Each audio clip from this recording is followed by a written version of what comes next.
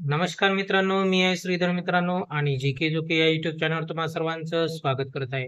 मित्रांनो, आजच्या व्हिडिओमध्ये मी एक महत्त्वाची बातमी घेऊन आलेलो आहे. ते म्हणजे मुख्यमंत्री माझी लाडकी बहीण योजनेच्या ई-केवायसी बद्दल.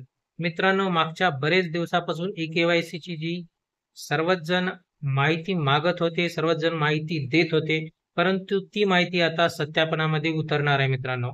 उतरलेली आहे मित्रांनो. कारण मित्रांनो त्याबाबतचा जो जी आर आहे तो महाराष्ट्र शासनाने काढलेला आहे मित्रांनो. ई-केवायसी बद्दलचा जो जी आर आहे तो जी आर आता निघालेला आहे. चला आपण ते आज व्हिडिओमध्ये पाहणार आहोत. नेमकं जी आर मध्ये काय दिलेलं आहे, की ई-केवायसी बद्दल काय माहिती आपण जी आर मध्ये दिलेली आहे ते आपण पाहणार आहोत मित्रांनो. ई-केवायसी कशा प्रकारे करायची, कधी करायची, कुठे करायची, ही सर्व ए टू झेड माहिती आपण आजच्या व्हिडिओमध्ये पाहणार आहोत. चला तर मग आपण जी आर पाहूया. हाच तो जी आर आहे मित्रांनो, ज्यामध्ये मुख्यमंत्री माझी लाडकी बहीण योजनेचा जो ई-केवायसी बद्दलचा जो महत्त्वपूर्ण निर्णय घेतलेला आहे, तो याच जी आर मध्ये ती माहिती दिलेली आहे मित्रांनो. तुम्ही पाहू शकता 18 सप्टेंबर 2025 चा जी आर आहे. नेमकं जी आर मध्ये काय दिलेलं आहे?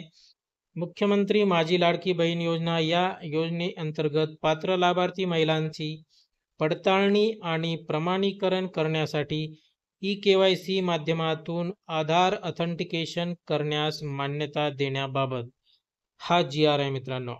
जी आरची हेडलाईन तुम्ही पाहिलेली आहे. जी आर देखील आपण थोडक्यात पाहणार आहोत मित्रांनो.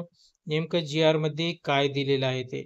मुख्यमंत्री माझी लाडकी बहीण योजनेअंतर्गत पात्र लाभार्थी महिलांची पडताळणी आणि प्रमाणीकरण करण्यासाठी ई-केवायसी माध्यमातून आधार ऑथेंटिकेशन करण्यास शासनाने मान्यता दिलेली आहे मित्रांनो. त्यासाठी मुख्यमंत्री माझी लाडकी बहीण या योजनेच्या लाडकी बहीण महाराष्ट्र.gov.in या वेब पोर्टलवर सदरची ई-केवायसीची सुविधा उपलब्ध करून देण्यात आलेली आहे. त्या अनुषंगाने वेब पोर्टलवर लाभार्थ्यांना प्रत्यक्षात ई-केवायसी बाबत करावयाची कार्यवाही माहितीचा फ्लोचार्ट परिशिष्ट अ मध्ये देण्यात आलेला आहे. म्हणजेच मित्रांनो, तुम्ही ई-केवायसी कशी करू शकता ही परिशिष्ट अ मध्ये दिलेला आहे. त्यानुसार सदर योजनेअंतर्गत पात्र लाभार्थी महिलांची पडताळणी आणि प्रमाणीकरण चालू आर्थिक वर्षात या परिपत्रकाच्या दिनांकापासून 2 महिन्याच्या आत पूर्ण करणे बंधनकारक आहे. म्हणजेच मित्रांनो, हे जे परिपत्रक आहे, हे जे जी आर आहे, हा जी आर निघाल्यापासून 2 महिन्याच्या आत तुम्हाला तुमची ई-केवायसी ही पूर्ण करून घेणे गरजेचं आहे. सदर कालावधी ज्या लाभार्थ्यांनी आधार ऑथेंटिकेशन केले नाही ते पुढील कार्यवाहीस पात्र राहतील याची कृपया नोंद घ्यावी. म्हणजे या कार्यवाहीत जर तुम्ही या 2 महिन्यात ई-केवायसी केली नाही मित्रांनो, तर तुम्ही अपात्र ठरू शकता अशी दाट शक्यता आहे. तसेच या योजनेअंतर्गत दरवर्षी जून महिन्यापासून 2 महिन्याच्या कालावधीत या योजनेतील लाभार्थ्यांनी ई-केवायसी करणे बंधनकारक राहील.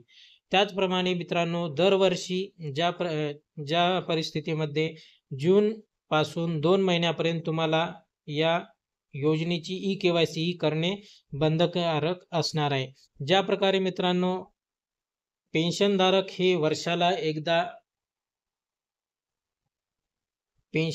वर्षाला एकदा सही करायला जातात किंवा मग पेन्शनची जी माहिती असते, जिला आपण हयात प्रमाणपत्र म्हणतो, ज्या प्रकारे वर्षातून एकदा हयात प्रमाणपत्र देतो, त्या प्रकारे ई-केवायसी धारक हे लाभार्थ्यांना मुख्यमंत्री माझी लाडकी योजना या लाभार्थ्यांना वर्षातून एकदा ई-केवायसी करणे हे आता बंधनकारक असणार आहे मित्रांनो, हा जी आर तुम्ही पाहिलेला आहे. थोडक्यात मी जी आरची माहिती तुम्हाला दिलेली आहे.